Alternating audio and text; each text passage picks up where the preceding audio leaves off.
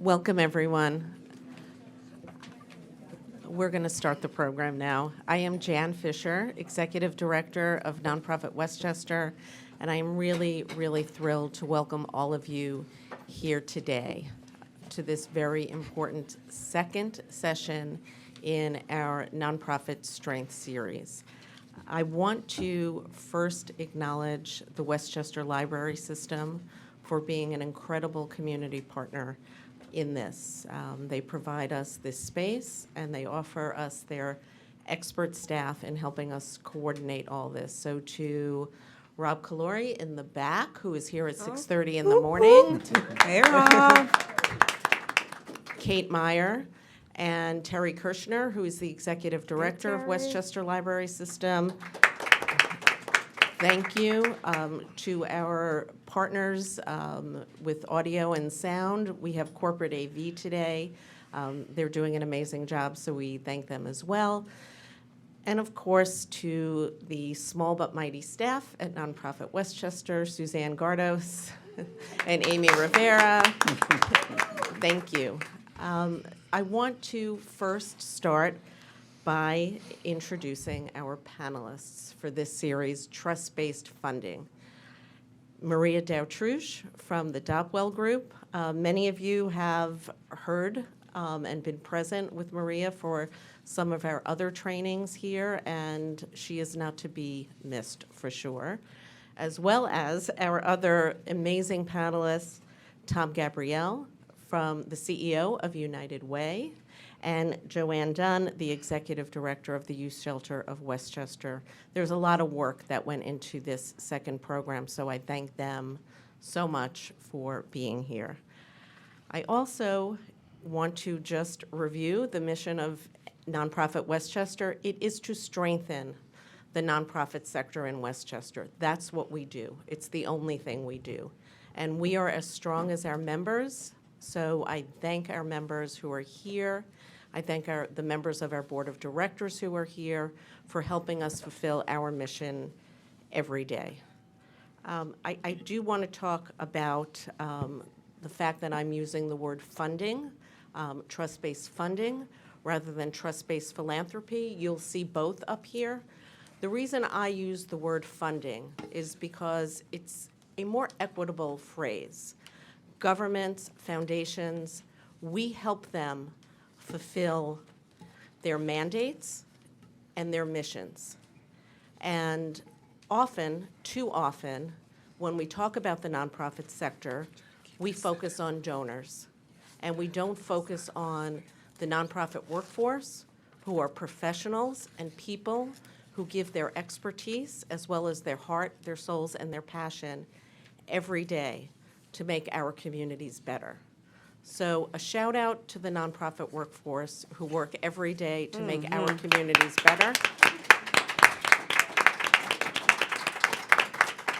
And to the organizations who work to fulfill a really, really important economic and social mandate in our communities. We are a very donor-centric society. We praise and we accolade individual philanthropists who deserve it, but there are others who are equally as deserving. And here at Nonprofit Westchester, that's our focus. It's putting everybody on an equal plane. It is really appreciating everybody's expertise and giving value to all the players that make our society a better place. So we are here with that. We're here to strengthen the nonprofit sector and talk in a new way and reframe how we talk about nonprofits. So thank you for letting me lecture you all a bit on that. We are stronger together. For those of you who are here and are members or sponsors, thank you. For those of you who are not, I encourage you to find out more. I want to thank our series sponsors, Accreditation Guru, Canon, Hudson Valley Credit Union, Mutual of America, and of course the Westchester Library System. We appreciate you making this series happen. And then, of course, to our agency sponsors, those in the business sector who choose to invest in the nonprofit sector, we really, really appreciate your support. And I encourage everyone here to go to our website and learn more about those businesses that value the work that you do. So, the 2023 NPW Nonprofit Strength Series focuses on reframing perspectives and practices related to nonprofit organizations. The first one in this series was on a different way to frame nonprofit overhead, and I encourage all of you to watch that. We have the video of it, and it was an amazing turnout, and it was an amazing learning experience that I'm still hearing about. So, and thank you, Lauren Candela-Katz, who's here. She was one of the panelists for that, and it was a really impactful event as well. And I said this before, we want to provide all our stakeholders with opportunities to reframe things and to think about things differently, to support a thriving nonprofit sector. So thank you again. Now we're going to get into trust-based funding, a framework. The framework is really about rethinking, again, and creating balance between funders, nonprofits, and the community. It's about bringing nonprofits to the table as trusted partners who are equal in making important things happen in our society. And you will learn a lot from these panelists today. So I'm gonna jump right in at this point. And we're going to start with the nuts and bolts of trust-based philanthropy. Maria, I'm going to hand that over to you. Yeah, sure. Thank you, Jan. Good morning, everybody. Good morning. Wonderful. I know it's early. It's late somewhere else on the planet, but here it's still pretty early. And so really appreciative of everyone's attendance and attention this morning. I'm really going to try to keep this interactive and exciting. So even if you don't leave completely convinced that you need to figure out how to become a trust-based philanthropist, at least you can say you had a good time. We like that. Try your best. And you had coffee. And you had some coffee. You might have gotten to see someone. Maybe somebody owes you some money. You're able to corner them in the back. Yeah. Whatever this needs to be for you, I hope it is that. So here's one of the instances, as Jan pointed out, where you'll see interchangeably here, trust-based philanthropy versus this framework we're talking about trust-based funding. And I want to be very clear that this idea of trust-based philanthropy, the concept of it has existed for so long, really. But right now, in this moment in the philanthropic sector, in the nonprofit sector, there is an actual organization that has been formed and come together as a collaborative, and they use this terminology, trust-based philanthropy. If you have any additional questions about that, I highly recommend checking out their website, which is so conveniently trustbasedphilanthropy.org. I missed this. So before I we, missed that. oh, it's all good. Before we jump into what that's about, the first word I think is really important to just Yes. get very clear on, because we could, as many people are in this room, all have different definitions of trust. Specifically what trust means in funding relationships in the nonprofit sector. For example, I trust that when I go to a donor and ask them for money, they have that money. I don't have any evidence they have that money. I don't have access to their bank accounts. But I just believe if you're the donor in this situation, you have money that you might be inclined to give to me. That's a belief I have. That's a running narrative. Like I talk to my husband about the open tabs in my brain when I'm saying things. Like this tab's open, so it's active, right? My belief is y'all have money. Their belief sometimes, a donor's belief, is that, well, this nonprofit will do good work. And we might be like, sure, yeah, that's a good deal. Now, I might be thinking you have $100,000, and you're like, I have $10, right? And you're thinking, oh, they're going to do great work, and it's going to be a 12-month grant cycle, and they're going to solve this problem that we've been facing for 400 years. And they're like, actually, I'm just going to do what I've been doing and hope that other things contribute to the eradication of whatever we're working on, or that this intervention will, in fact, be helpful. But, you know, there are different levels. And so there is a writer, a thinker in the space, Jessie Lynn Stoner. She's a part of the Capital Group. I'll get that exact name for you. But these are just some examples of the levels of trust that she offers, that there are some shared values, that there's some integrity, that there's some concern for the other in this relationship, that folks are competent and accountable. And oftentimes, and I'm going to turn it over to our panelists to give their ideas, because if you just wanted my ideas, then you could pay for that separately. But here, I think that when I think of this not only as a pyramid, but also as an iceberg, right? So if you imagine a sea line between concern for others and competent, I have a theory that I'm going to ask Tom first to speak to, that oftentimes when a donor is thinking, can I trust this charity, this nonprofit organization, they're looking for, are they held accountable? Did I talk to other people who fund them and their reports are in on time, the proposal is in on time, I like the language they use that vibes up my language, it's good grammar, all the things I think of accountability, I can see that, and are they competent? Right? Do I believe these results they're telling me they get? When they tell me they serve 100 kids and I go to their after school program, are 100 kids there? Right?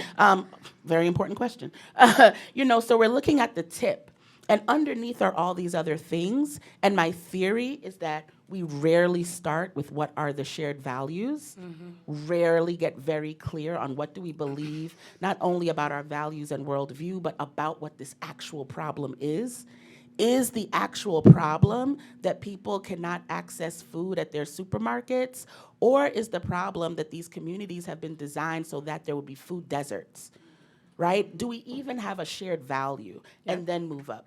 So instead of me just pushing that down your throats, I'm gonna try to get some corroboration from some experts here, or even some, dissenting opinions and difference. We wanna tussle with it a little bit. So, just very curious, Tom, in your role at the United Way, when you're looking for partners, people to fund, what feels like a space that's a juicy spot for you? Like, I've got to see this, and then we can work from there. It's definitely the shared values that you talked about, right? It's starting at that base element. But it's also a mind shift, if you don't mind me bird walking for a second. There's a theory in business and business management called Theory X, Theory Y. Employees, some of you who have MBAs might know this. Theory X is that most employees are self-motivating, they're hardworking, they're going to do the right thing on the job. And then the theory Y is that, no, you need a heavy hand to guide them because they're going to take advantage of you, okay? Philanthropy, in my opinion, has swung too far to the theory Y of things, that nonprofits are inherently don't know what they're doing, that they're run by rubes who mean well but don't have an education or don't have experience behind them, and couldn't get a job in the for-profit world. And moreover, we have to watch them and get the data because we don't trust them. Because of that one scandal I heard 30 years ago at the XYZ nonprofit, they're all like that. Doesn't that sound like implicit bias to you, too? So what the United Way did about 4 years ago was move towards the trust-based philanthropy movement. We had been doing a lot of reading about it because we intrinsically would rather treat everyone as if they're Theory X. Every nonprofit, every individual, every employee, but every nonprofit that we're working with as if they're Theory X. They're hardworking, they know what they're doing. Let's start with the shared values, and the data will come later that we need to report back to our donors. Thanks, Tom. Thanks. Joanne, I'm just wondering if you've ever been in a situation where you feel like we're clear on sharing our values, and I feel like we're only being asked about deliverables and results. And what does that feel like when you're in those rooms having those conversations, doing the important work you do? Yeah, I think there's so many open tabs in my brain that's happening right now that Maria is saying. Because as a nonprofit executive director that does direct service work, it's really, we find, I'm going to be clear. Can I stop for a minute? Because I like to be honest when I'm here. I started 3 years ago, and there was a donor that came in and said, do you know about trust-based philanthropy? And I said, I don't know anything about that. What is that? Tell me more. And I didn't know anything because I come from a typical nonprofit where you write to a funder, you ask for an opportunity to receive funding, and they interview you, they come on site, take a tour, and then they would fund you. That's what typically happens. And then from there, you're reporting, and they might come and ask for a quarterly report, and then, all those outcomes that are driven. But when she came in, I said, I don't know anything, but if you trust our work, and if you trust the good deeds that we do, then you should just fund us, right? Like, that's what I said. I didn't know anything better than that. And I think what opens in my mind here as I think about trust-based philanthropy is many a times funders are still, I don't know how to say this in the right term, but they're actually mirroring the inequalities that they're actually trying to address. And so because there is this notion of trust-based philanthropy, but yet we're not giving that funding in a trusted way to organizations that are really doing the work, we're still kind of perpetuating inequalities and systems of injustice, if that makes any sense to any of you. I see a lot of heads nodding, Maria. And so I think a lot of times funders want to do good in regards to charity, right? But yet don't understand the work that has to be done. And more so, they're driven by the accountability on the outcome pieces and not necessarily understanding the shared values that we need to have and a mutual understanding that we need to have in order to get to that, to the pieces to really address ultimately and eradicate things that have been happening for 400 years. Right, right. Thank you both for both of your reviews on that. Suzanne, if we can get the next slide. So just to offer a definition from trust-based philanthropy that we'll be referring to here, the trust-based philanthropy movement is fundamentally reimagining the role funders have in building a more just and equitable society. So I just want to pause there and be very clear about what the definition is about, because we'll get into later some criticisms of it and the counter to those criticisms, which have mostly been, you don't get what it is. I want to make sure that we're as clear as we can be as what we're saying this is. This is, again, the word movement, right? So it's not just an activity, it's not just an idea. This is really clearly defined as a movement. And what do we know about some movements? Not everybody's going to be a part of it, and those who are a part of it are not going to be a part of it in the same ways, at the same levels, at the same intensities. When I read this, I think a lot about my time as a fundraiser for 20 years. That time is over. Nobody asked me to write grants for you. But I think about the importance of rebuilding and repairing relationships. And I think to be a part of this movement at what I would call like a bought-in level, like an 85% or higher level, you're on the honor roll. Scouts honor, you're really trying to make this happen. This is about acknowledging that the very relationship between donor and grantee is flawed, right? It's not that it's dysfunctional. It's functioning as it's been designed. It's been designed to set up this power dynamic wherein the person with the purse is the most valuable person in the room. And a lot of ways that we internalize that in our society, in our country, which, y'all can look it up, I'm not just making things up, it's capitalist, is that we make a lot of assumptions because of some of the tabs we have open that we might not even be aware of. Y'all ever have secret tabs on your machine? I had one that was eating up some of my apps. It was crazy. So, some of these open tabs are saying things like, well, if they have more, they must somehow inherently be more, be smarter, be better, be more strategic, have all the answers, right? So if you're the person giving the money, just by that one transaction, you are somehow the better, bigger, more important person in the equation, more powerful, right? You can shut this whole operation down. There's this funny meme, I don't know where it is, I should have put it on a slide. Oh, we were going to solve all inequalities this year, but we didn't get the grant. That was hilarious, right? Because who's responsible for that?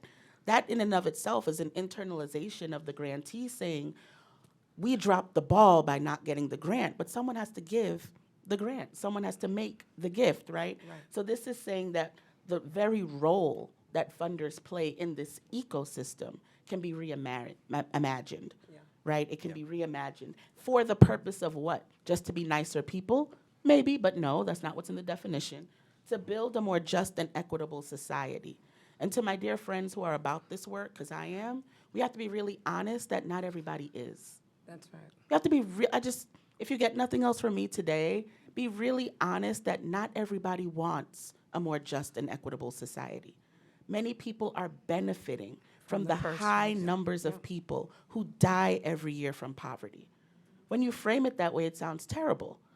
However, that is what is happening, because we'd give it up if we weren't profiting, right? We just say, this isn't working, I don't like it, get rid of it, right? So if you can be a part of the movement, if you can acknowledge the role funders play, and to my folks in the room who are not funders, the role you take on because you've accepted the role funders play, right? The deference, the devaluing yourselves, showing up from a place where you give up your power in the room, right? Because it's all about pleasing this other person that you believe has the power. It's about hiding information and truth about the work you do because you want to turn in a shiny, glossy report, right? These are things we do. I'm just going to call them out.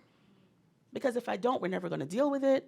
This is being recorded. Y'all can catch me outside. Like this, we have to be honest about what we are doing because we cannot reimagine a new thing if we don't name what's happening. Agreed. Put it all on the table, right? Agreed. So we're trying to build a more just and equitable society, and we have to know not everybody's on our side. So I just want to be very clear about that definition, how the energy we're bringing to this conversation around it. And you know what, that's cool, right? In the words of the great psalmist, Whitney Houston, it's not right, but it's okay.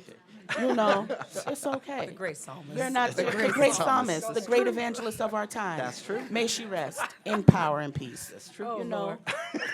this might not be where you're at. This is about a transformation. Yeah. But to know that it's possible is the seed we want to plant for everyone today. That's That this is a choice, right? It's an option available to everyone, right? So next slide, please, Suzanne. So I want to get back into how we talked about values at the center being so important. And if I could just pause and ask after that very long explanation of the definition, for those of you who have never been to a black church and heard a pastor read scripture, that's what it's like. You get, what, one verse is 10 years long. And then you but- get an amen. Amen. Yes. So I'd be real, and before we jump into all these, more of these nuts and bolts, I think the stories behind how we get here is so important. So given that definition we just talked about and some of the ways that some folks are looking at the 4 dimensions of this, can you share, Joanne, because you mentioned that story of talking to someone about trust-based philanthropy, do you have an example or a story of a time when you engaged in that kind of relationship with a donor? Like there was some trust there and there was some funding coming your way, not only because of the trust, but the trust is also rooted in like, I see the work, I get it, right? Can you tell us what that experience was like and how you think y'all led up to getting that funding? Sure. I would say a part of trust, I think it goes back to you talked about this being a movement, but beyond this being a movement, it's a journey and it's about a relationship. And so in any relationship, there has to be a foundation of trust, understanding, mutual respect. And I think that that's where, particularly I can say for the youth shelter, you know, we were blessed by the Vera Institute of Justice to receive an unrestricted grant of $250,000. But it took time for us to get there. And the reason why I say that, it took time, just like any relationship. We had to start courting each other, right? We had to start dating. They had to understand what we were about. We had to understand what they were about. They had to feel us out. They had to come on site. They had to understand. And I think once we started dating, we understood that we shared a common purpose in regards to, you know, criminal justice and working on those inequalities there in that system. And I think over time, I actually remember when we got the email, we never applied for any funding. I got a call. I was on vacation with my husband, and I got an email that said, you were nominated by one of our staff members for a grant, and we are giving the shelter $250. I remember I slapped the piss out of my husband. I literally was like, oh my God, because I was so excited. I've worked in the nonprofit world for 20 years, and this was the first time this had ever happened to me. To get $250,000 unrestricted money, oh my God, that was life-changing to an organization. And I think when you really are doing the work and you start to understand how you are nonprofit folks, just raise your hand really quickly. We are always doing the work. We're doing more with less every day. Come on, she said, Yeah. more with work, doing more work every day with less. And yet we get stuck in that framework, and we should really not be stuck in that framework. We really have the purchasing power, right? We really are doing the work, and our power is to influence those, to really get into our systems and understand what we do. And I would say Vera did just that. Like, we were able to draw them into our world, and they were able to see what we were all about and then go ahead and bless us. And I would say that that's what really you have to do in regards to that, is to really, you have to bait folks into your world and not just respond to an application, right? Because we're quick to, I used to take every Tuesday and look for grants and all that stuff. You know how we do. And I was just like, well, how do we get them to really invest in our world and really look at long-term sustainable funding? Because these start and stop fundings, they're not helpful at all. That $10,000, it's great, but you want my DNA, you want my, you want my firstborn child, Jesus Christ. So, and then I will get to down the road about the accountability and how that shift of accountability has changed from those lengthy grant reports, and we'll talk about that, because I think that that's a part of that mutual understanding that we now have in this trust-based funding, and them really having the bottom piece of a shared values and mutual understanding of the work. Can I jump in for a second? Sure. Because Joanne, we have spoken so many times about this, and I think it's important to recognize that, as people can see, that you are a Black woman I'm a black, running black a nonprofit, woman. Blackity, black. running a nonprofit organization, and the data is there. It shows us that nonprofits run by people of color are systemically underfunded. And when they are funded, there are many, many, many more strings attached to funding. Oh, Jesus. And as Maria once said to me, which was a lightning bolt for me, was that foundations are primarily run by white people. There's a lot of whiteness in the supposed giving part, and white people don't trust Black and brown people with money. And as a Black woman running an organization, how did that funding make you feel in terms of just dealing with people who were not as trusting and not as willing to give, again, $250,000 unrestricted, meaning you could meet whatever needs that you felt and you understood with your expertise needed to be met? How did that just feel as a person and a professional? After slapping the piss out of my husband, I literally broke into tears because I thought about many a times when you get funding, and particularly I walked into this role in January 2020. And so as a BIPOC organization, during the height of COVID, I felt like we were a shiny token, right? I'm gonna be honest. I felt like folks wanted to fund us. We're a criminal justice organization. We're serving Black and brown youth. It was bail reform, criminal justice reform. So we were getting this $15,000 here. People were throwing this our way.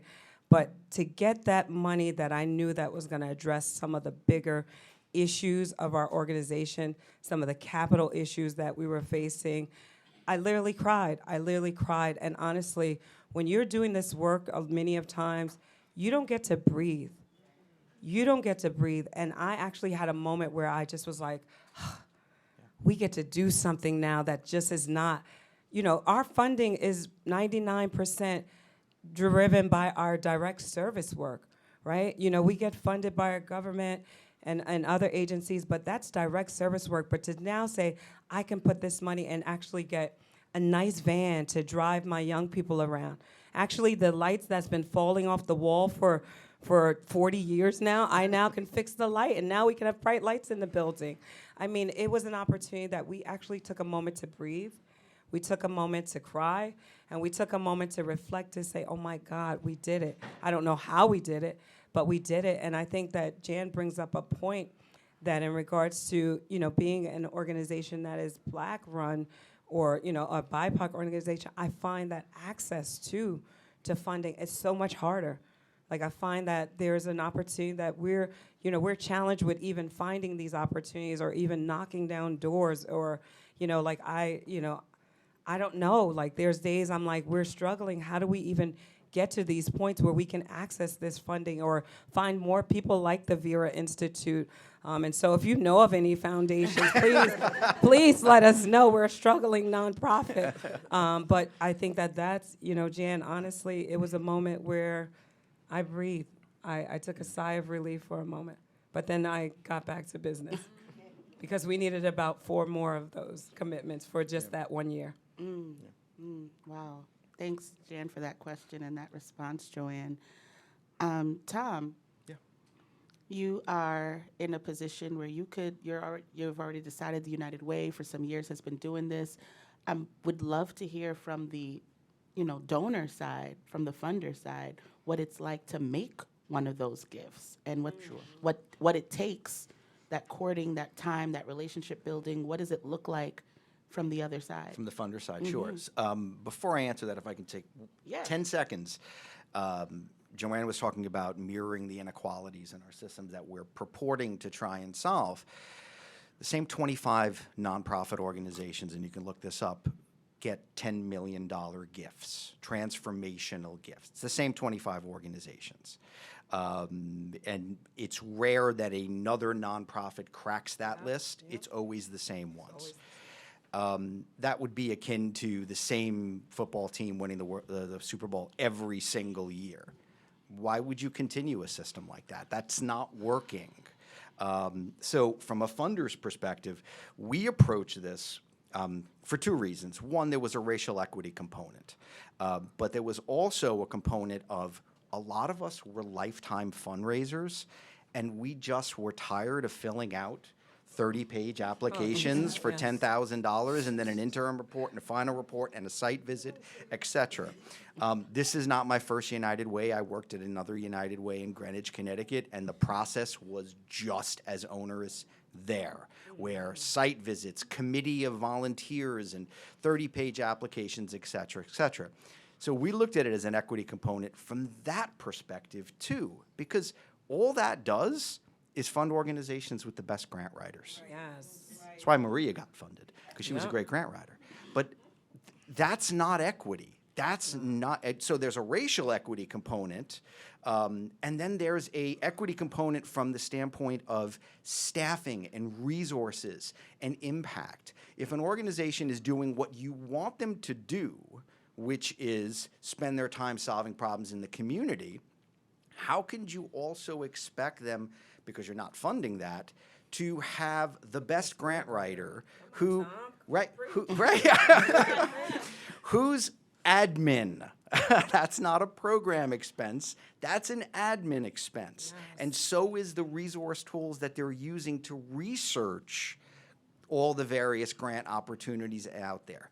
Admin. It's akin to the video you showed last time of saying, I want to buy 20 pizzas, but I'm not going to pay you for the box.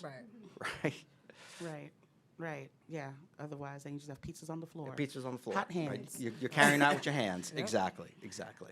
So thank you for that, Tom. I appreciate that. I also am always stunned to hear how many people have that fundraising background and how long many of us have just held this thing up, right? In it knowing there has to be a better way. It's not working. I really appreciate that when you and your staff were in a position to say, well, we're no longer doing that. Let's try to do something different. So I just want to acknowledge that, like, that was a choice.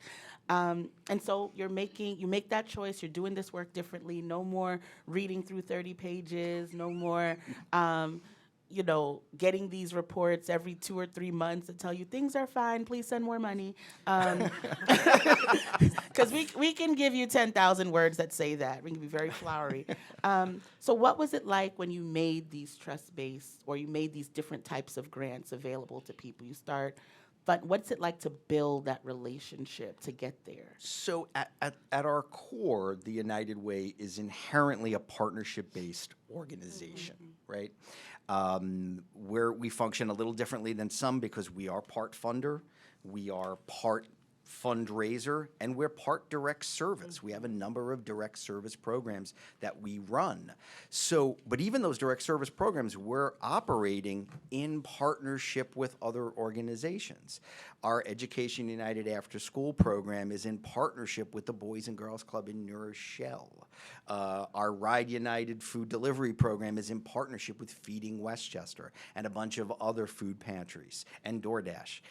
So it starts with, from a programmatic standpoint, building those relationships with those organizations and figuring out who's the right partner on this. Now, that doesn't mean that then they're going to get a grant, but it starts with us getting to know these organizations. So, yeah, it's a 2-page grant application, but rather than us read a 30-page grant application, then an interim and a final report, we're putting that energy in all year long, which is what relationships are about to begin with. Anyone who's done any fundraising knows you don't just call the donor on November 15th and say, are you going to renew your gift? You have to cultivate the relationship. You have to continue to date over and over again. Right, which includes going on a couple bad dates. I don't know. Exactly, right. A couple bad dates out there. It right? happens. Yeah, my husband will tell you, I was 2 hours late to our first one. And he still expects me to be on time for stuff. 10 years late, like it's so silly. I told you on day one what it was going to be. I had 101 fever on my first date with my wife. And you still went? I wasn't going to miss out on going out Do you with make her sick to this day? Is it always a risk? Oh, no, she put up with me, so. Well, thank you. Well, that's just a nod to good partners that believe. So just want to share quickly this idea for those of us here and watching later. These 4 dimensions of trust-based philanthropy. This comes again from the Trust-Based Philanthropy Project. So culture, structures, leadership, and practices all kind of peddling out from this major hub of the values. Can't stress it enough. And I would say at this point, whenever y'all see values written in this presentation or we bring up values, I would say right adjacent to it is like, what kind of relationship are we cultivating? Because I believe, and I'm just seeing a few nods before I even say it, which is great. I believe that people can see your values and your values become refined when you're in relationship with someone else, right? So I can believe all by myself in my room, right, that I am a fair and equitable person. But it's not until you put me in the room with someone else that they can now share their experience with me, and I can sit in reflection with that. And we can go back and forth with it like, well, when it was my turn to talk, you didn't let me talk. That wasn't fair.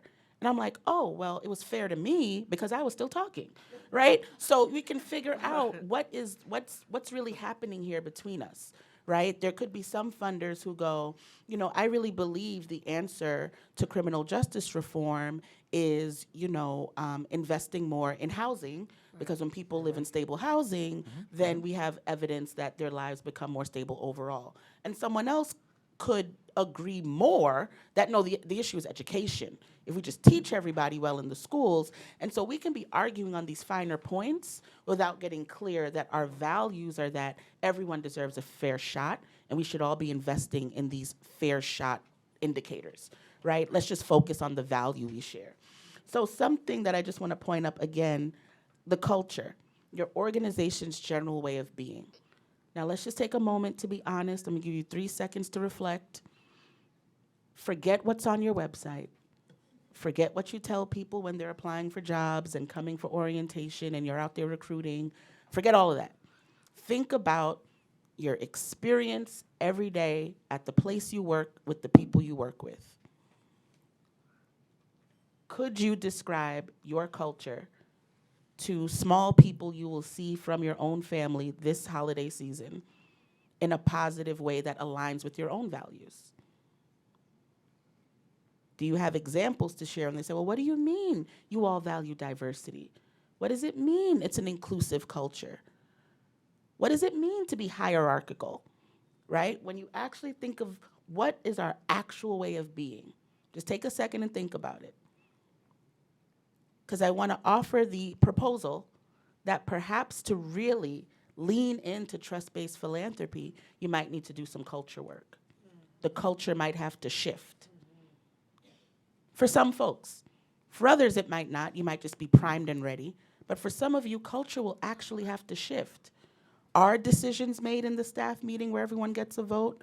Or are there closed-door meetings after the meeting where people are really deciding this is how it's going to go for real? Like, we let them talk it out, but at the end of the day, we will be funding the Met Museum once again at $10 million, right? And then some of your practices. You make a choice. We're just not going to require these 30-page reports anymore. I don't think they're necessary. The leadership, this happens a lot I see in my racial equity work. A lot of frontline staff, a lot of management level staff are saying this is what we all want. And there's like 30 of them or 10 of them or some number of them. But at the top is one person who is never going to let it happen. Yeah. Or, dear nonprofit friends, you might have a leader talking a good game about we're trying, we're pushing, and what you don't see is that board meeting where a small committee of 5 on the board are like, I would never fund that organization. Yep. Then you find out it's because they had beef from when they went to New Rochelle High School. You're like, what is this? What is happening? You're still mad about what happened in Woodlands in 1987? I mean, if we're honest, it happens. Not all the time, not widespread, but we're chuckling because it's true sometimes, right? So you have to think, who are the real leaders? And are they leading from a place where they're reflecting the organizational values, or are they leading from another place? That's right. And then your structures. This gets into your systems, your protocols. We don't have the whole time to go into like what donor technology looks like. In some places, it literally is a binder on a shelf.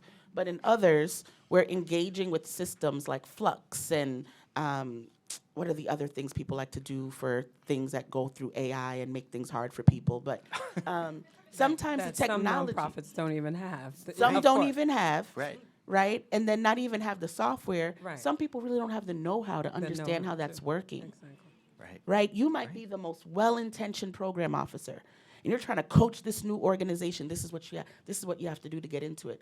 You don't even realize that every time they use the word equity or inclusion, AI is saying, "Oh, I've already been told not to rate that too high, so it's not even going to get past." Right.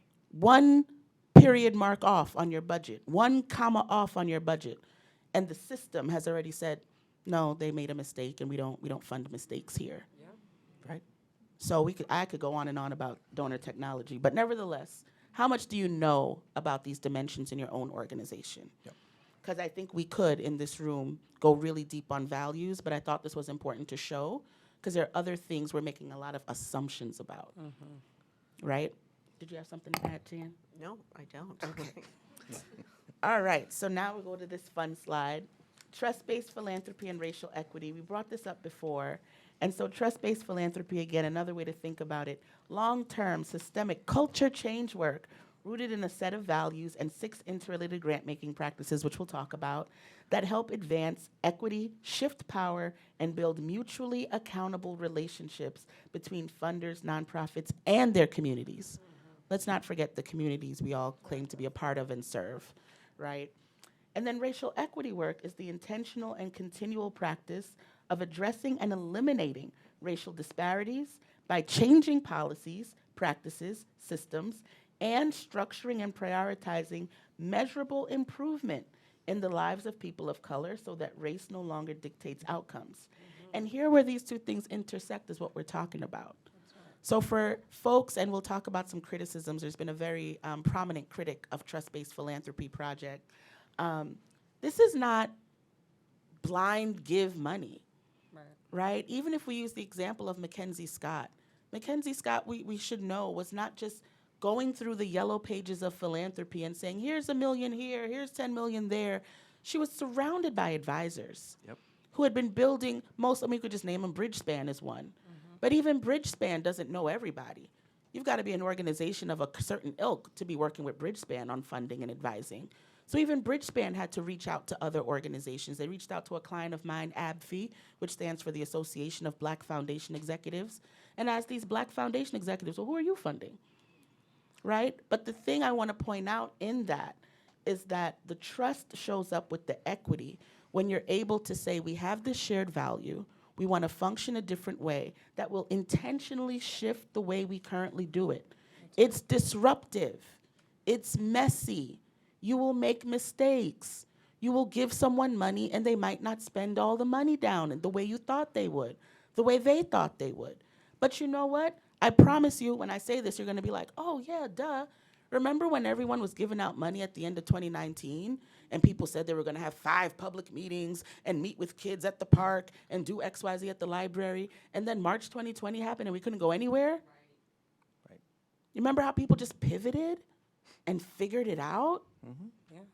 Yes, there were some funders who said, give me my money back. For what purpose? I don't know. They weren't going to do anything. But most people figured out, oh, well, just take that money and pay your people.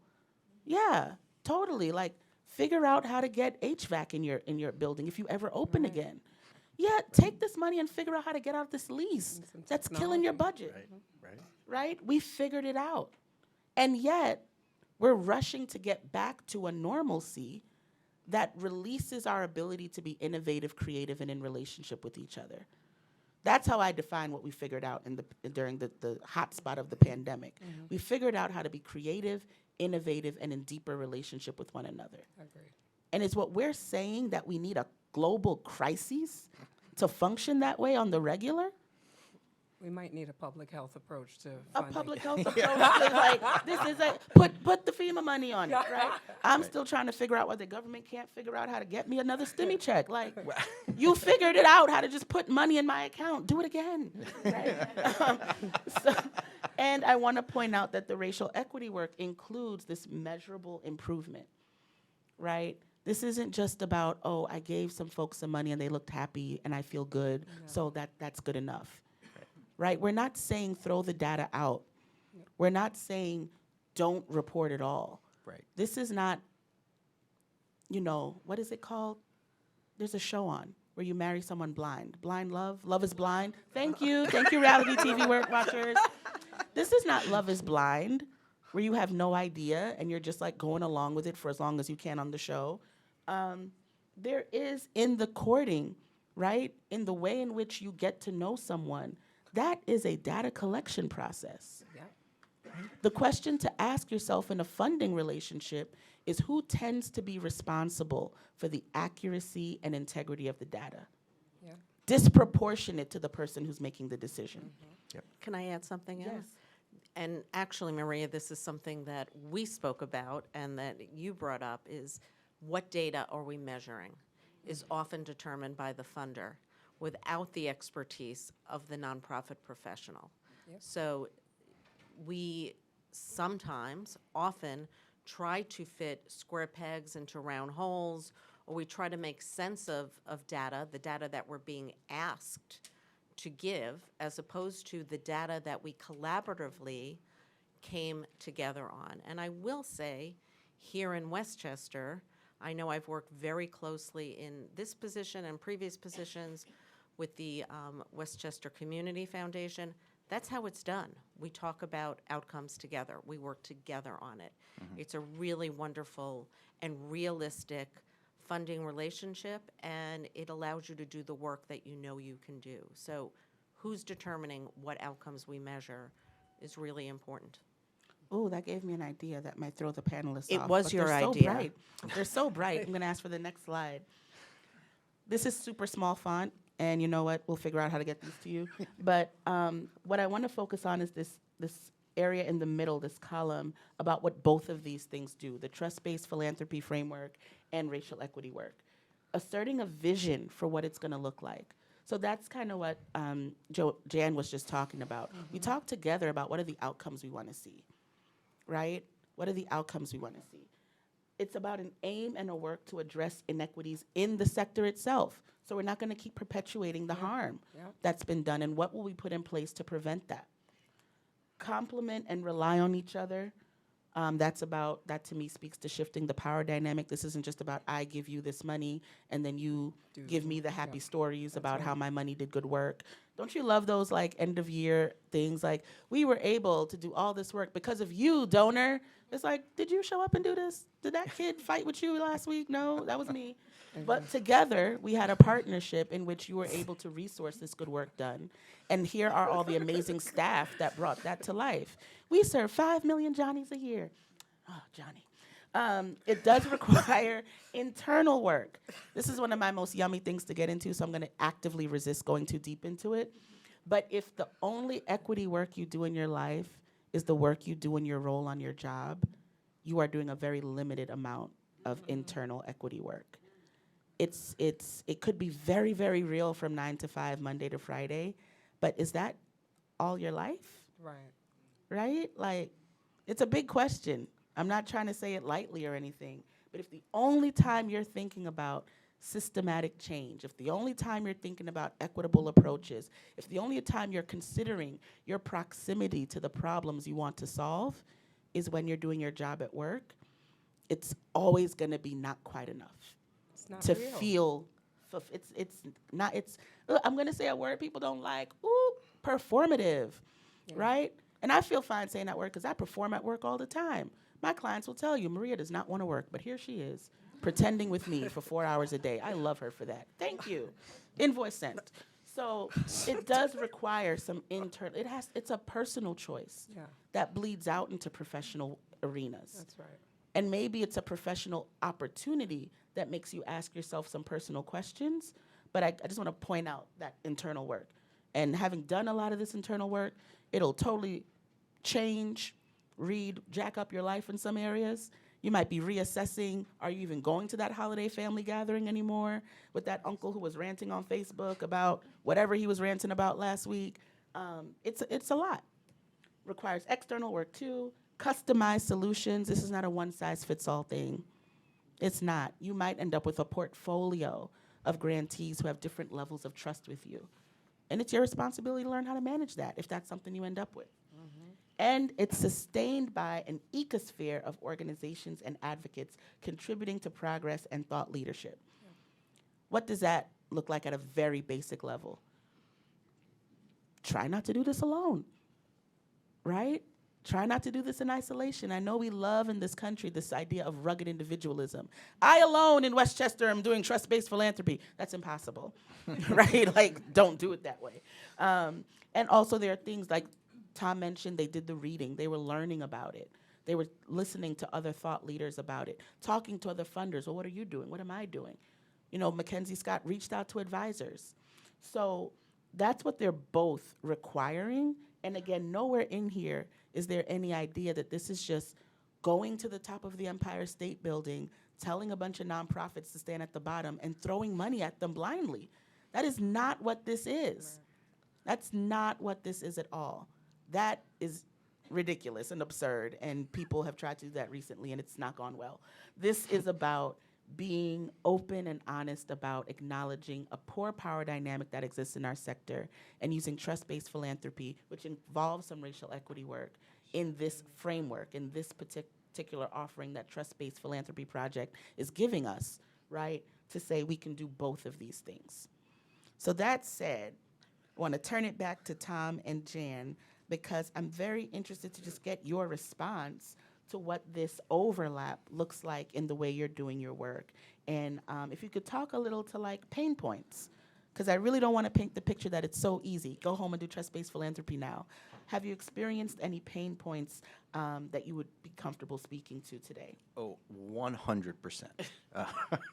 The culture at the United Way was completely different. You talk about culture. You talk about putting that energy into culture. It was a white-run organization with a predominantly white staff and white board of directors. It was hierarchical, it was bureaucratic, and it was risk-averse. Risk-adverse, I like that one. And all of our energy in the early days, the first efforts were to elevate team members to leadership positions that were BIPOC, so that we had more voices making decisions for the organization, representing more populations. For those who don't know, I identify as a white man. Tom. Yeah, I am not going to be the only person making a decision for an organization. I am shocked. Thank you. I hide it. Anyway, but we tried very hard to bring in other individuals, to build a bigger table, to use that analogy. But we didn't just do that at the leadership level. We did that at the director level. We did that at the frontline staff level. The staff is now 66% BIPOC. The leadership team, the management team is 50% BIPOC. Our board of directors is now 40% BIPOC. All of that Yes, give came snaps for with, change. thank you. All of that came with a lot of growing pains because I'm talking about 4 years. That's what that change was. That's a short amount of time. We had whiplash from a lot of this. And there was a lot of pushback from internally within the organization with some staff members. There are some board members that are not a part of the organization now that didn't agree with the directions that we were trying to move the organization in. They were comfortable in a hierarchy and a bureaucracy and not taking a lot of chances. We, however, the team that's there now, the board, the leadership team, the staff, are much more comfortable taking chances and making mistakes and skinning our knees, which we do quite often. We're not perfect, but we hope to learn from it in the process. We are a hustle culture that runs at a high pace, but we believe in hustle, not burnout. We are constantly running around telling everybody, I don't think you've taken vacation time recently. I don't want to see you here on Friday. That kind of thing. And we're caring for each other, and we're flexible, and we're embracing a hybrid work schedule and a flexible work schedule. And we're a purpose-driven culture. All of that is completely different. But pain point, yeah, it was exhausting. When I started at the organization, I said to my wife, if we can implement this, this is going to be a great job and a great organization. I just don't know if I can survive it. I'm still here. I don't know how much longer, but I'm still here. Yeah. Thanks for the honesty about that. I was like, ooh, should I get a job at the United Way? Then he was like, hustle. I said, We are looking for a director of educational programs. Sorry, I just... unqualified. I'm living the pura vida. Y'all ever met a sloth before? Joanne, if you could speak to some pain points in trying to show up as an organization that should be seen and deemed worthy of this type of relationship with a funder. Yeah, I think that's the hardest part, right? I think that, we're a BIPOC-led organization. I think that, when Tom goes back, going back to Tom, when he talked about, when you're funded to do 99% of the work, and yet you don't have money for administrative support. So, for instance, in our world at the youth shelter, while we are a small but mighty organization, we have 25 staff. 2 of them are administrative, which is myself and the director of programming, and yet we're the chief bottle rockers. If you get that point, okay, Tasha's shaking her head. So we're the cook, the janitor, the grant writer, the program. I'm a lawyer in the courtroom when I have to go to court for my kids, and so it's hard to, as a BIPOC organization that is a direct service organization, to really find the opportunity to really go look for funding. And then also I find that there's I'm not the best grant writer. If you get me to do programs, I got that out the woodwork. But, like Tom says, there's an equity issue there when we talk about, you're asking an organization that is really out there doing the work to really stop for a minute and yet respond to a grant funding opportunity. And that's the hardest part. And I think it's when we're trying to show up, and I say this all the time to my team, trust my actions and not my words. And I think that that's where I go when I think about, trust-based funding and organization or philanthropy or donors, is that if you trust an organization's work, the words will come because you will see in action what they are really doing and the impact and the transformation they are making in their communities. And so for me, I always say a lot of times, Michelle can tell you, a lot of times it's hard for me to say what we do in words, right? Because a lot of times people want us to be defined by a metrics, right? We got 50 kids in jobs, 100 have turned their lives around. That's not true all the time. It's not true all the time. And a lot of times those pain points or those challenges that we're going through are actually the stories we need to tell you so you can fund, but because they're not nice and pretty, you don't want to fund them. And so that's the challenges that we have a lot of times, is because the work is messy. It's dirty. when you're a nonprofit and you're direct service, but yet you want us to get these great desirable outcomes, and yet understanding that we're working with people and not cattle, and we can't herd them all in one direction. And there's not a one-size-fit-all approach, and that each one is unique, and that and if we're talking with people with multiple layers of issues and inequalities, and forget that they're in the criminal justice system, right? They're dealing with housing insecurities, food insecurities. You know, if you've seen more, you know, crack houses and litter boxes before you even saw a flower pot by the time you got to school, I mean, people are dealing with multiple layers of stuff. And we're not in 12 months that many fund us going to get them from 0 to 100 overnight. And I think that there, again, when I say a lot of times, we're placing on nonprofits to do exemplary, Herculean work, and yet not understanding the muscle that we have to get to even get to a place that we can start to remove some of the layers that people are dealing with, especially the folks that we work with. Wow. Thank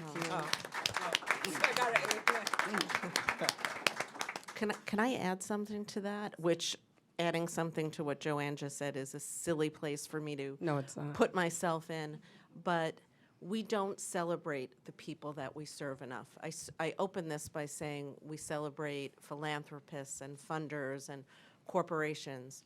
We serve people that have had so many layers of trauma in their life, personal, societal, and we don't give them the recognition that they deserve. Agreed.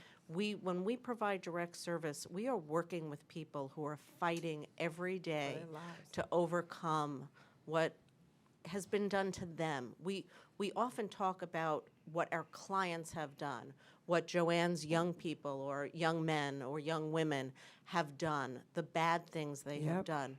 But we don't stop and think, what has been done to them? We have to ask those questions. Agreed. What brings people to the point that they walk through the doors of nonprofit organizations? And they walk through the doors for many reasons, and we need to focus on that. And we need to celebrate those people that have the strength to seek our services. Yep. Exactly. Well said, well said. So you might be thinking, oh, well, what can we do? I know, folks love to do things. So here's a list. From Trust-Based Philanthropy, here are some of the practices. And again, just want to be really, really clear. I make no presumptions about anyone here in the audience.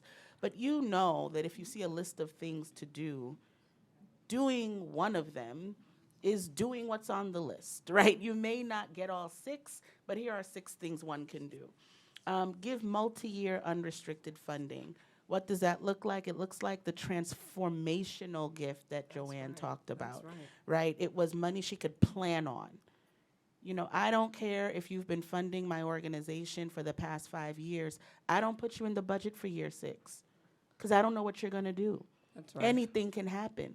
I'm planning layoffs. I'm planning furloughs until these commitments hit. That's right. I know people like to do pledge pending and have all this fun with their colored graphics that they're showing their board. Oh, we're going to hit it. You don't know what you're going to hit. Child, it changed day by day. You do Right. not know what you're going to hit. These foundations, the government, when Jan opened it up, like the government also funds, we all know a lot of those are reimbursable contracts. Child, it's terrible. Right. Reimbursable contracts. You've got to put money out, tell the government what you did, and then wait at the leisure of our slow-moving government to pay you back for the work you've already done. And can I add that a lot of that work, and we love our government partners as well, but a lot of the work that the nonprofits are doing, we are doing because by law, by the New York State Constitution, the government has to provide those services. They know, and you will hear our esteemed county executives say it all the time, they partner with the nonprofit sector because we do the work better. And yet, we have to wait for our contracts, we have to Right. wait for our funding, we essentially have to float government loans. And we are Yep. working really, really hard with our partners in county government to change that, and they've been amazing partners with that. Yeah. Yeah. So the help of folks outside of that universe is to give us something we can plan on. The nerve to call us into a meeting. What's your vision for? And I'm like, I don't know if I can make payroll next week. My vision Come on now. is a nap. You know, a good nap. Come on now. Do the homework. Come on. Do the homework. And that's to the donor. Do the homework. Exactly. Trust and believe we're doing our homework. My favorite thing when I was a fundraiser is someone will come and talk to me, and like two favorite things. One quick, oh, well, you know, can you give me a list of your programs? You mean the programs I put on my website? Did you read the material? Why are we here? Why are we here? It's on the website. Do you have a question about how the programs are run? Or are you literally telling me you came here from your job that pays you more than me to ask me what's on my website? As a matter of fact, open your laptop. Let's do it together. Right? Do the homework. Simplify and streamline paperwork. We've heard about that. Be transparent and responsive. Now, I know everyone's got a lot. I don't want to pretend that program officers and folks at foundations and folks in philanthropy just have ample time on their hands to like twiddle their thumbs. I'm not saying that. But if you know the reason that we are not getting funded is because there's some internal squabble, because we know this happens, so I just have to name it. And you're like, well, you know, apply again. No, don't apply again. It's like, I would not recommend applying again until John gets a new job, because John is never going to let this go. Or I would recommend, you know, we're funding someone similar to you, and that's really the reason they're not going to fund both of you. Is there any way you think you can partner and get some funding on a subcontract? Because we're never going to not give them money. And they don't have a reason to ask us for more. But maybe if you're their subcontractor, there's a way. Give useful information. You know what's not useful? We are unable to provide feedback at this time. Please apply again. Unuseful. Completely unuseful. So, Especially when you have lives hanging in the balance. right. That becomes the issue, too, is that when it's a start-stop funding, we can't stop working with our people. Like, and that start-stop, it kills us in regards to really addressing some of the issues of our clients. And I hate the client term, of our people that we work with. Yeah, Right. yeah, Right. definitely. Maria, there are organizations in this room who the United Way did not fund this year. And I had conversations with them That's right. and explained the reasons why. Hey, this was an amazing proposal, but X or Y. Take the time. Yeah. You're either going to take the time reading through a 30-page application, or you're going to take the time reading through a 2-page application, That's right. and then a couple of conversations with those Exactly. organizations. And those types of one-on-ones, face-to-face, you just have the conversation, leave a voice memo, whatever it is. Yep. That's part of the relationship building. That is literally how you build the trust. Because what if you had those conversations and someone just went ballistic? Well, Tom, I'm going to be calling my senator. Then you're like, you know what, babes, you got a problem. And I would highly recommend you not come back here again with that energy. I hear you're upset, but we don't even need that on the roster, friend. Like, Were you in my office? Is that no, but I've been ballistic on calls. It's coming from a well of experience. Solicit and then act on the feedback. Anyone in here have a child that they themselves have brought into the universe? Okay, here's an example.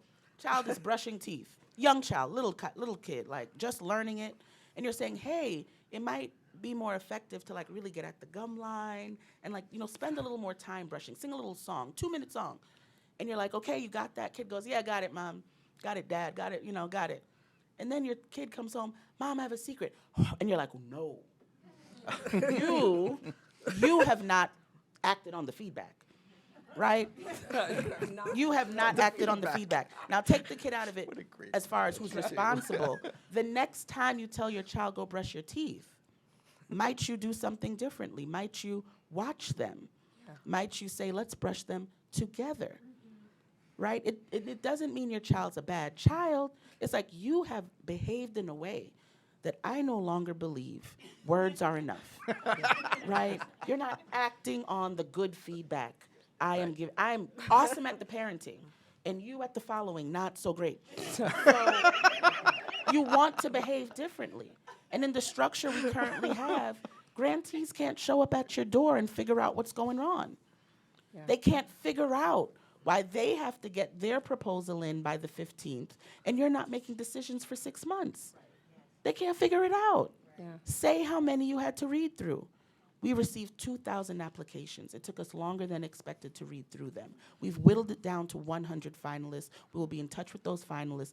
Due to the volume, we are still figuring out how to get useful feedback to the rest of you. That's what's taking so long. I mean, we're not asking you to go into the details of your life, but act on the feedback. It takes a long time. It's hard to plan. We don't know when the money's going to come. Act on the feedback as best you can. And Can offer. I add a point there too? I think also, in not only in the application process, but I think when I think about my relationship with the Vera Institute, and once we were funded in that period of what did accountability look like, what did reporting look like, and it was actually that, like, we didn't go into 3-page or 4-page reporting. We actually would have what they call like coffee shop meetings, and they would sit down with us, they would solicit our feedback, they would kind of get an understanding. Joanne, tell me about what's happening, you know, or where you having some pain points. Let's figure out where we're going here. Let's see if we can bring our knowledge, expertise to kind of help you, you know, reshape where you're going, your programs and services. And I think that that's a way too, when you start to think about if you're a foundation or you're a funder in this room, is thinking about how you also shift the paradigm in regards to not just reporting, but how do you invest in that organization to really now solicit feedback? So you're giving not just the right money, but you're giving the right knowledge, and you're sharing that values, and there's a mutual understanding, and we're all going to the same place together. And I think that that was important in that relationship that we have with Vera, that they were making the time, they were intentional too about making the time to meet with us, to sit down with us. And it wasn't about 5-page reporting. It was more so understanding and assessing what was happening, getting that feedback, and then going from there. That's great. Thank you. So, oh, can we hold it till Q&A, or do you really need it now? Oh, look at you. Go. Stand up. Can you stand, Stand up. please? Flexible.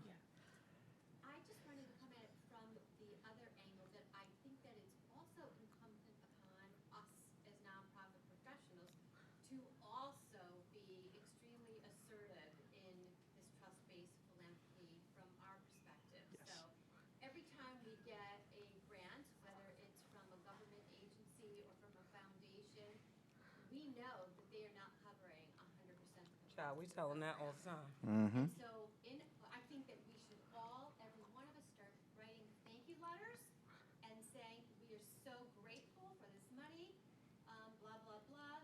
And then on the bottom, have a statement, please be aware that the full cost of this program are X. Are X. Let them know that, you know, this is the transparency, that the programs are X and you continue to only fund Y. And I think that the more and more we have that transparent conversation, and that we are also assertive in that trust-based philanthropy, the more likely we're going to make change. And that is important because there's competition among and between nonprofits, and that's another equity issue. There are some organizations who can afford to take 20% less, Right. and there are some organizations that can't, and that oftentimes, too often, is based on race and based on trust. And so the government, if we're doing government-mandated services, should fund us at 100%. And we need our foundations and philanthropists and everyone else to advocate with us. It's not okay to pay us 80% if we're doing 100% of the work. Why would you want your philanthropy to cover what the government is mandated to cover? So we need, you know, we need that. And we need to speak up. We need to stop being so competitive with each other. Yeah. When we speak up, things will be more equitable. Yeah. Thank you. Great Thank point. you for that. So Agreed. that's a sneak peek of the advocacy NPW is doing on behalf of all of its members. So, Great okay, point. yeah. Okay, so real quick, because I don't want to give Simon Summer a whole lot of space. I mentioned before there are critiques, that there's a perpetuation of inequalities in giving, and that it's about people putting feelings over their facts and beliefs before data. And he offers an alternative to making trust-based donations, urging that we must strive for just unbiased philanthropy. We need to make methods, criteria, weighting, involved experts transparent, and document our decisions. Now, when you read that sentence, you're like, yes, of course, I agree, Simon. That makes so much sense. Simon, it has been counter-argued, really doesn't understand, one, that trust-based philanthropy is not about just, I feel like giving this group some money, so I'm just going to give them some money, that a lot of data-driven information does go into it. his critique, I think, comes from a place as a very powerful philanthropist in Europe who felt that trust-based philanthropy was too US-centric, when in fact the principles and practices of trust-based philanthropy have been centuries old in places that he was not paying attention to, like Southeast Asia, Africa, Latin America, for example. So just to be honest that there are critiques out there, and that based on your organization's values, structure, culture, and leadership, this might be as far as you get. And if you're currently doing biased philanthropy, I would argue with Simon to a degree that intentionally trying to be unbiased using some of these methods is a step out of where you are. Is it necessarily a step in the right direction if you don't actually want to shift the power paradigm and actually infuse the sector with more equity? Maybe not, but if you know you're just giving to who you've been giving to because that's who you've been giving to, at the amount you've been giving to because that's the amount they keep asking for because that's the amount you keep giving, you might want to just take yourself off of autopilot. Right. Because on autopilot, every human is biased. So you might want to intentionally wake up, show up, and do a little more of your work. That's a choice, right? So just wanted to offer that critique exists. There are others, but overwhelmingly, especially amongst folks who would consider themselves equity-focused, purpose-driven, progressive even, but that feels political and it's not meant to be in this context. Trust-based philanthropy project has really helped people put a frame around how can we do this differently. And you're going to get links to Simon's work and other people's work. We will be sending the PowerPoint out. So in the last page of the PowerPoint, there'll be a bunch of links, and you'll get that. And now, I've done this before in 10 minutes or less. We're going to get it in 2 minutes or less. Basically, the main thing here to think about when we think about our U.S. nonprofit sector is it didn't start with us, right? People were already here doing something, and we don't even talk about the indigenous giving that was already happening in collective care. But what we can say is there was a time in which some people came here from another place. That place was England. In England, there was this British code of law around charitable uses, right? And that basically said that there were some people that we just have to take care of, right? Amongst them, sailors who had gone to war and were mariners and were ill, and the poor. You'll see there are themes in U.S. nonprofit history that has to do with who will take care of the poor, what is the role of the government, how do laws shape our sector, and also the interesting role of religion in everything. And when I say religion, specifically a Protestant Christian religious tide is under there. So we're coming here with an idea of what charity looks like. And then we see the role very early on in our nation's history of what movement does to the charitable sector. So we're talking about, just look at the images. These are all a bunch of white men on a boat, and these are a bunch of people, except my good John Brown, those of us here in New York who know that history, who are not white nor men, right? So we're seeing movement to be involved and to take care of each other and to solve problems and to do charity and justice happening outside the sector and influencing the sector. And I think that's good, Harriet. Is that somebody? This is Sojourner, Oh, Sojourner, Fred one of them. Douglass. I can't see now. I'm a history buff, so yeah. Okay, next. Okay.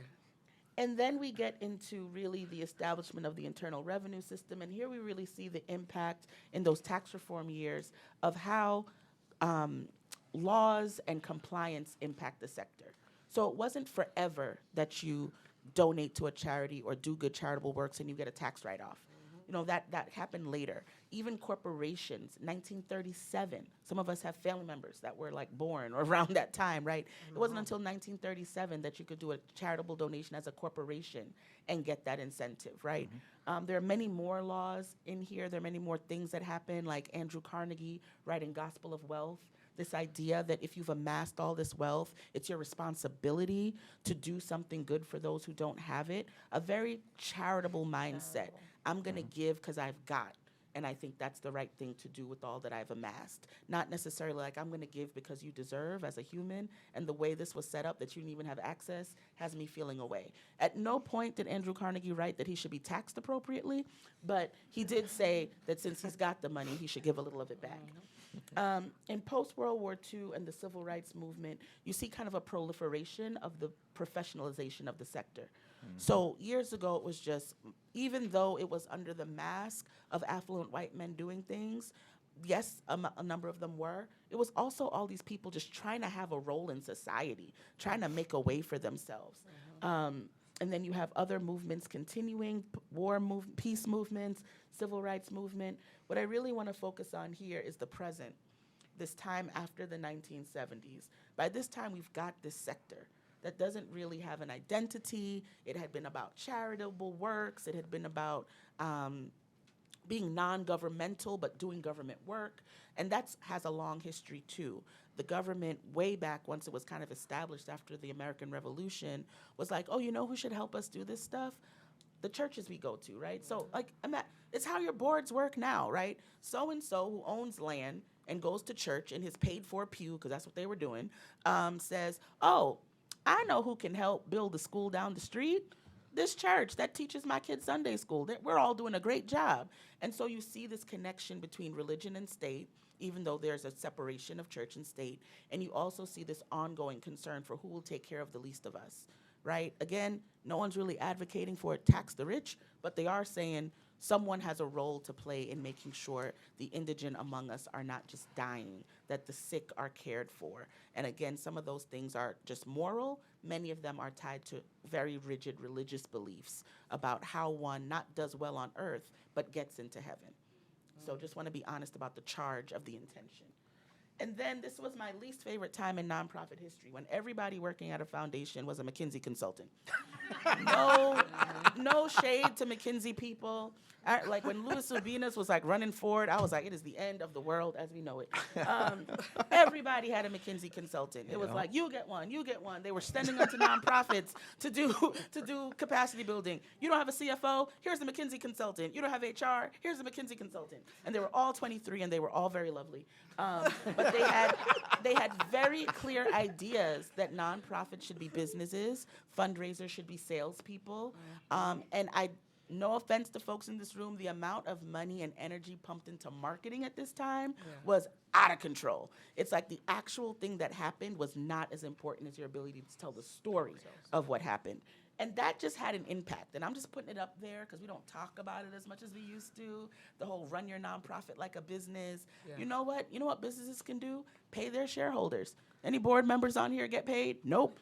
So, it's like, that doesn't quite translate. It's not the way the whole thing's been built, but it was just this interesting moment where people saw and really understood at a GDP level the impact the nonprofit sector was having on the American economy, and of course in a capitalist society trying to co-opt that and say, well, run it like a business, and you can't.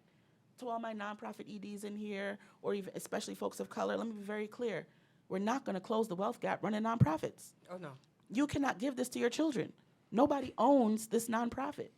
Right. So this idea that we're just going to run it like a business, businesses have succession plans, not where they pass the torch, but they pass on the wealth.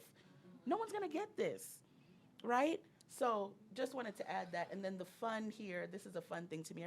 A lot of folks remember the ALS Challenge.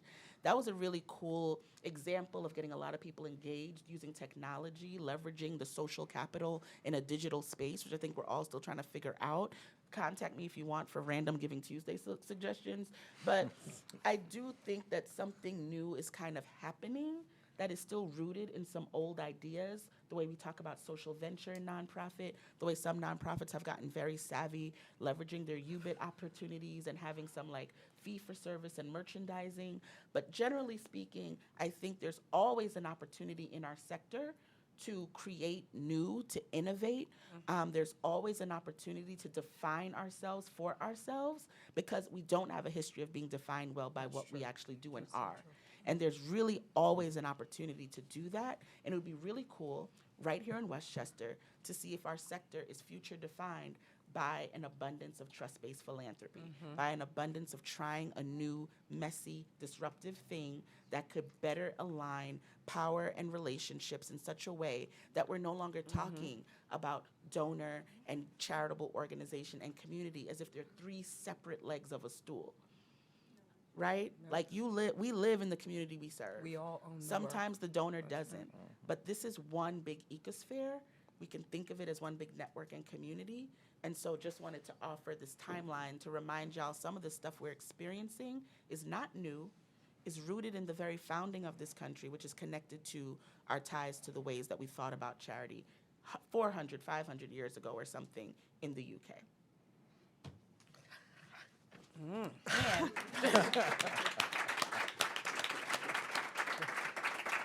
just want to ask our panelists, and thank you for that. The history of nonprofit sector is really cool. Y'all should look it up. But just a reflection for all of you, but also to hear verbally from our panelists. What does who you trust reveal to you about yourself? In 30 seconds or less, please. I'll go really quickly because for working in this sector for so long, I felt like as a woman of color and as someone who had to like come up the ranks and even to access funding, I felt like many times I had to code switch. And I think now that as I do the work, I'm authentically showing up as myself. So when I say I come blackety black, black, black, I mean that. I mean that because I think, like she said, when you're doing this work, you no longer can be performative because you really have to show up every day and be your authentic self. And so those who I trust them because I can be me and I can show up as me and I don't have to worry about saying all the right things, doing all the right things, knowing that if I fall, they pick me up, knowing that if there's a place where I need some strength, that they got me. You get what I'm saying? So I think that that's where I understand. And that's even when we talk about our relationships with our funders, that I authentically can be myself and so can they. Thank you. I have a corkboard on my wall. I'll do this in 30 seconds. I have a corkboard on my wall that has about 150 different quotes on it, and some of them are erudite and loquacious, and some of them are like from movies or. I don't even know what that means, but go ahead. Oh, sorry. So it's not going to be 30 seconds now. And some of them are like quotes from Whitney Houston, right, or somebody like that. And one of the quotes is that the world is what you make it, and we are constantly told that the takers win in society. They don't. We're constantly told that you have to be aggressive and go out and win this and more. And that's not the philosophy that wins in life. Giving is the philosophy that wins. Go read Give or Get by Adam Grant. That's what survives. That's what thrives. That's what nurtures and grows. So I would rather trust everybody and be wrong on a couple of you and get taken advantage by a couple of you, and then I'll course correct and never talk to you again, because I can be like that. I am a Scorpio. But at the end of the day, I'd rather trust you all and start with that. Wow, thank you. Thank you so much. Because I'm really loquacious and we had a lot to get through, we do not have a time for Q&A at this time. So I want to take a moment to just offer that y'all keep thinking about that very quote itself. Consider what from here is still resonating with you a day or two from now. But also just want to thank Jan for the invitation and NPW, Joanne, Tom, thank you so much. Thank you Thank all. you. Thank you. And thank you, Maria. And thank you, Maria. Maria. And Great job. thank you all of you for being here. Thank you. I felt like I was at church.